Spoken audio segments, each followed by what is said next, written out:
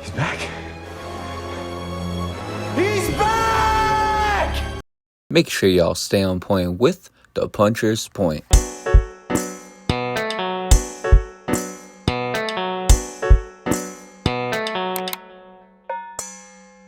Welcome back to the Puncher's Point. This is the debut of season 5, and I figured, instead of just kicking it off with a regular random boxing topic, we're gonna kick it off with some MMA, but not just any MMA. We're gonna get to a second interview with a returning guest. Ladies and gentlemen, MMA fighter, sensational, Eddie Brown. How we doing, man? I appreciate you coming back on the podcast.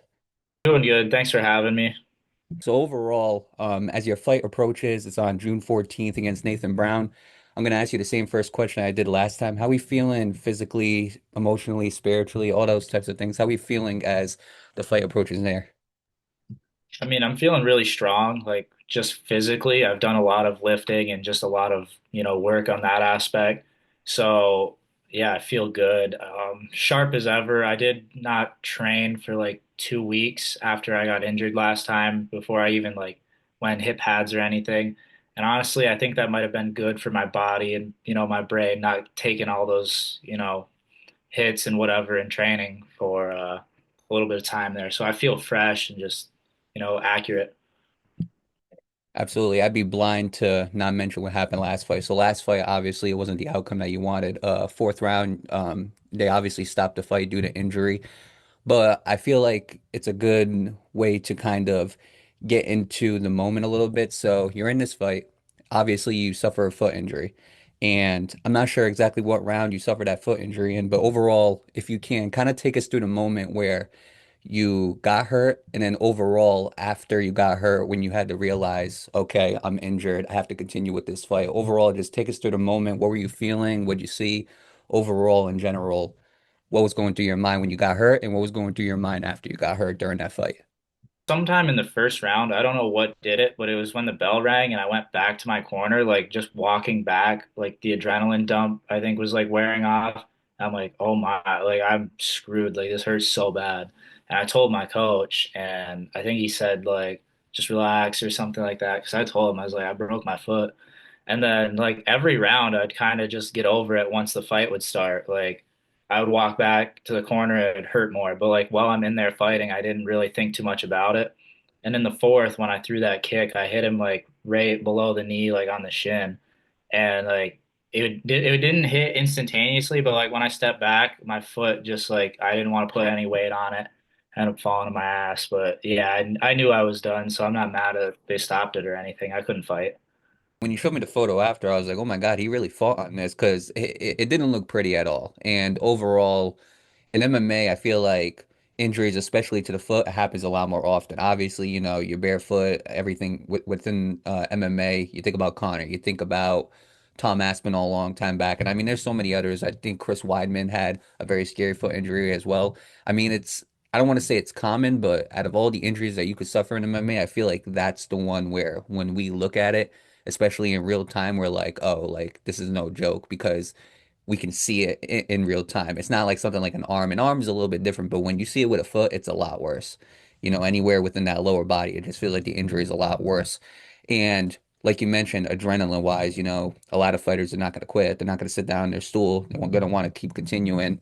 In the fight, when you suffered that injury, did you have a feeling eventually they were going to stop it and you were just going to fight until they did? Or in your mind, are you so locked into the fight that you're not even looking at that as a possibility?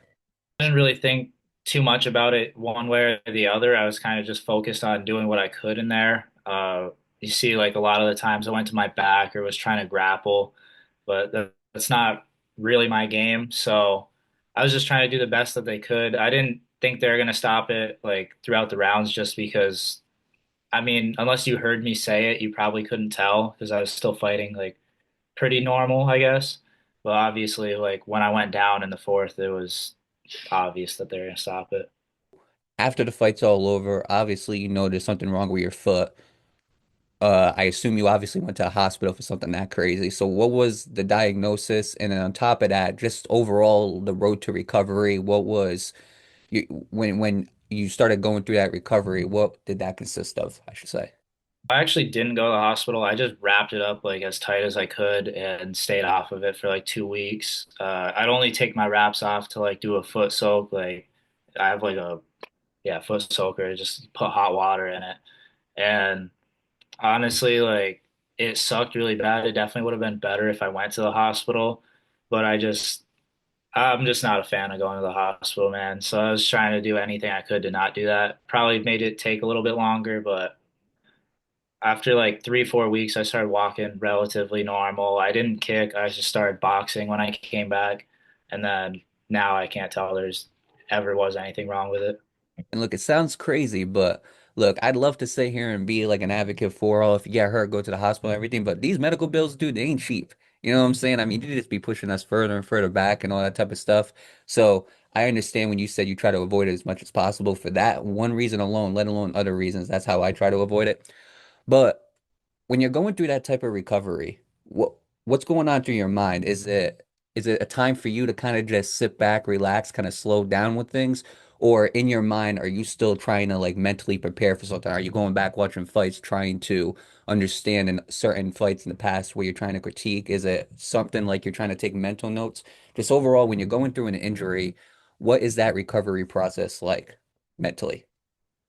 So this is like my second serious injury. I had shoulder surgery before, and during that one, I was, super motivated and I just wanted to get back into it as fast as I could. But this one, I think it's because I had such a high expectation of myself to win and, take the belt home. For a little bit, I did absolutely nothing. I was kind of just a bum, just sitting on my couch and stuff like that. But once I was able to like start moving and like walking around and stuff like that, and I immediately like locked back in, and I started watching the fight over and over and over again. Like in the second round, I think it was, I had submission locked in on him. I had that arm bar, and I just seeing little things I could have done to maybe get the finish, or I mean even not break my foot, because honestly, it's a mistake on my end throwing kicks not with my shin. So yeah, I got right back into it. I'm gonna fix a lot of those things. I would like to say, as far as just a lesson itself, whether that's fighting or whether that's just in life, through this recovery process after the injury, is there anything within that experience that you dealt with that you kind of learned and took as a lesson to carry on to the future? Just being grateful. Like every day that I get to go to the gym or I'm just walking on 2 feet is honestly like I should be happy that I even have that, because I had it all taken away from me in a 20-minute span, and it sucked. Not being able to work, no money coming in, not knowing how I'm going to pay the bills because I can't work and I can't even do what I love to do, which is train and fight. So yeah, now that I'm healthy, I don't think I'm ever going to take it for granted.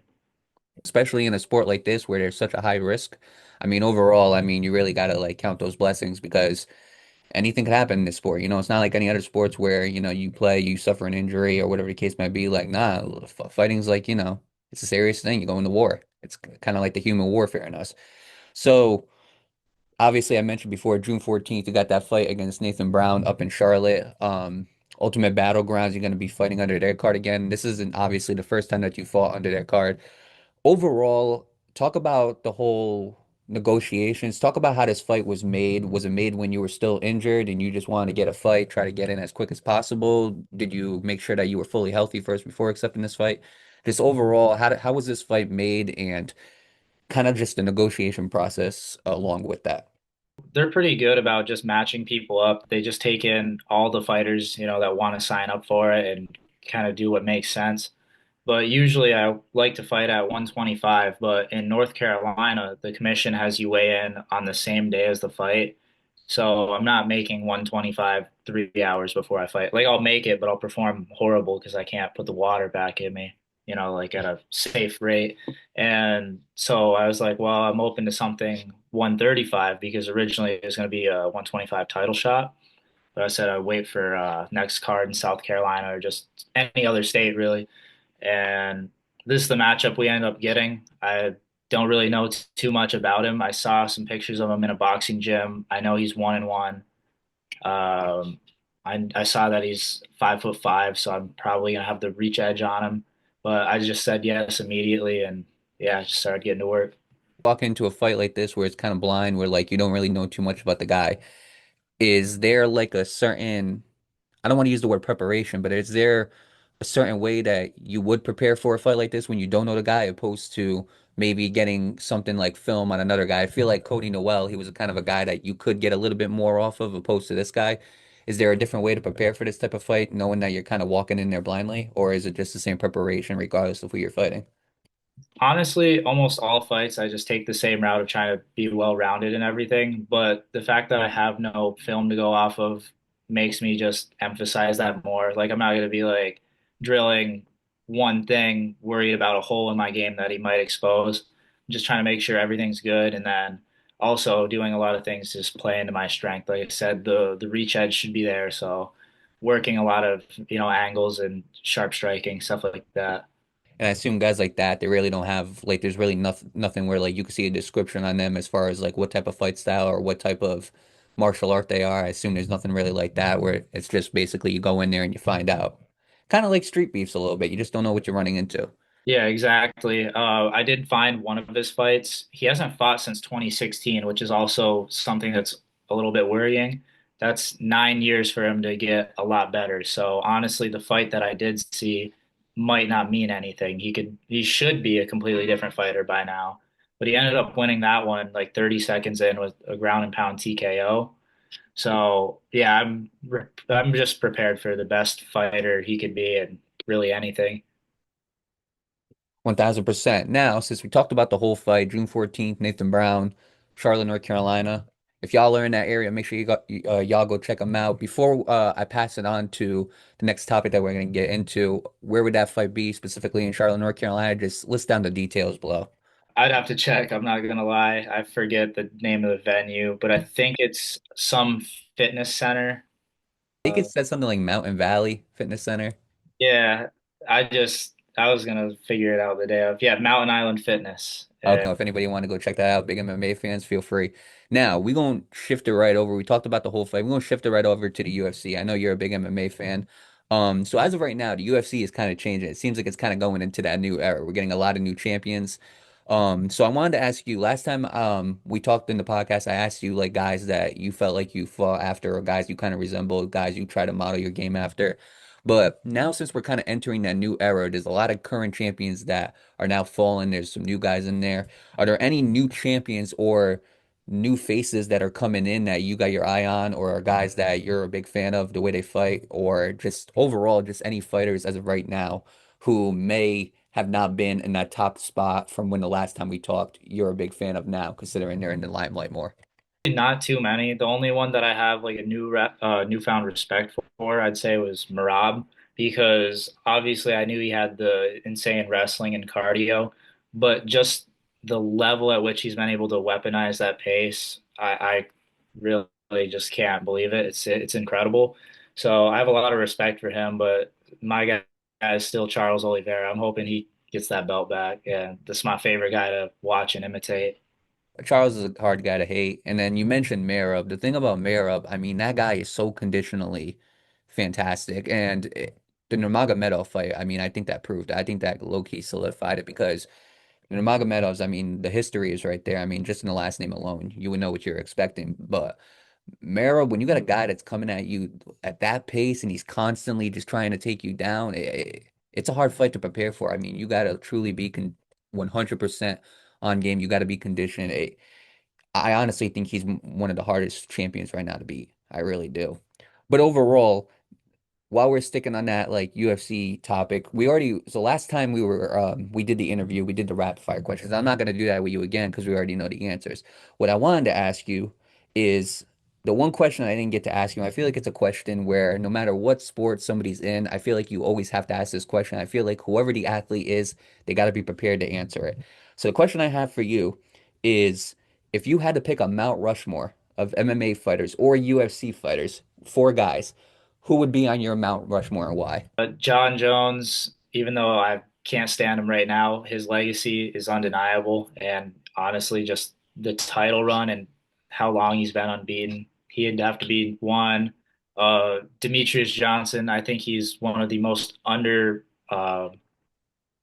underrated because people know how good he is, underappreciated. That's the word I was looking for. He did the same thing that all these other great champions that are respected are. He did it for longer than most of them and never got the credit he deserved. He cleared out the flyweight division, and yeah, so he'd probably be on there. Third, GSP. GSP might be my GOAT just because the two losses he did get, he avenged them. And then two-weight champion. Man, the fourth one's hard. Maybe like, dang, maybe Daniel Cormier. I think if John Jones didn't exist, Daniel Cormier would have been like the guy to do light heavyweight and heavyweight and clean him out. So Oh probably DC. I mean, DC. People forget really how good DC was, like especially in his prime. I'm not talking about the later end where he was fighting Stipe and all. People forget how good he was before he fought John Jones, and even after the first fight with John Jones, people really forget how good DC was. I do agree with the John Jones one. GSP is always that guy who everybody realizes, but they're always having that debate. The thing is with GSP, it's always somebody. It's always them comparing him to somebody. At first, it was Habib. Then Usman was kind of carrying it along. So then you started having that discussion about GSP versus Usman. But regardless of who you ever try to compare him against, he was always in that conversation as who was the greatest. So he's right there. And then Demetrius Johnson, I mean, as far as an MMA legacy, he might have the best one because I mean, for him to go to one and for him to fight under the one rules, which are completely different from the UFC, fighting guys like Rod Tang, I believe it is. I mean, beasts like that. I mean, Demetrius Johnson, he is a trailblazer. I mean, if we're talking about the lighter weights, I mean, he's that guy. You know what I'm saying? So I'm not mad at that list. I really ain't. Now, last but not least, I'm going to ask you one more question. This might be the most important question that you'll probably ever have to answer. 100 Eddie Browns, one Gorilla. Who's winning that, man? Give me your honest opinion. 100 Eddie Browns. So like, dude, they're like if how much detail do you want on this? How you going to beat him? Well, first, I should ask before how you going to beat him. How many Eddie Browns are going to have to fall to beat this Gorilla? I mean, maybe like 15, 20, 25 tops, but I mean like you just swarm it like you don't we're not fighting it like it's a boxing match, like it's life or death. Like there's gonna be like two or three Eddie Browns just ripping its balls off, like eye gouging it, like that thing's done, dude. You're gonna beat it. You're gonna try to like incapacitate. You're gonna try to like put it to sleep. How we defeating this gorilla man?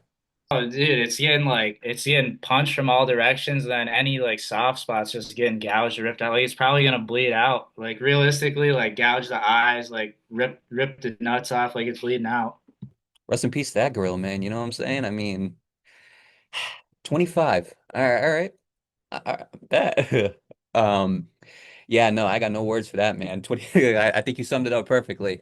Overall, Eddie, before we get you out of here, do you have a prediction for this fight? Are you looking for like a knockout, a submission, anything like that? What are you looking for as you get into this fight? The dude tagged me on social media saying that I'm going to sleep, so I want to knock him out. Like I want to knock him out clean, and I think I can do it. Uh, he just doesn't strike me as like the most bright guy, like smart fighter. So I think that if we get in there, I'm gonna set a trap and I'm gonna clip him. I think like round one, early round two, I'm gonna knock him out. He tagged you? That's crazy. He's really asking for after 9 years of not fighting.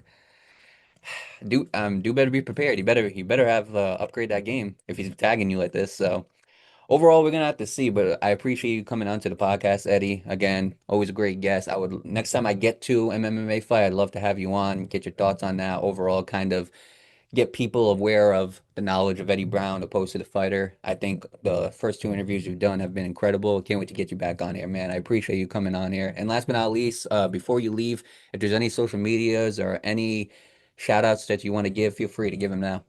Sensational MMA on YouTube and Instagram. Also, shout out to my sponsors, Dan's Detailing, Elite Firearms, Athlete Stash, and Southern Crawlers 4x4.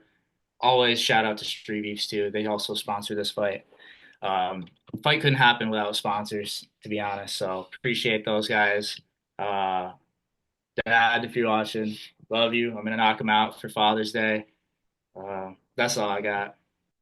Shout out to the sponsor, shout out to the father, shout out to the fathers out there, Y'all appreciate it. Y'all loved. So overall, it's time for us to wrap up this interview. Again, make sure y'all continue to tune into the Puncher's Point. Season 5 is now active. Make sure y'all continue to tune into the season 5. It's going to be the best season yet. And with that being said, make sure y'all stay on point with the Puncher's Point.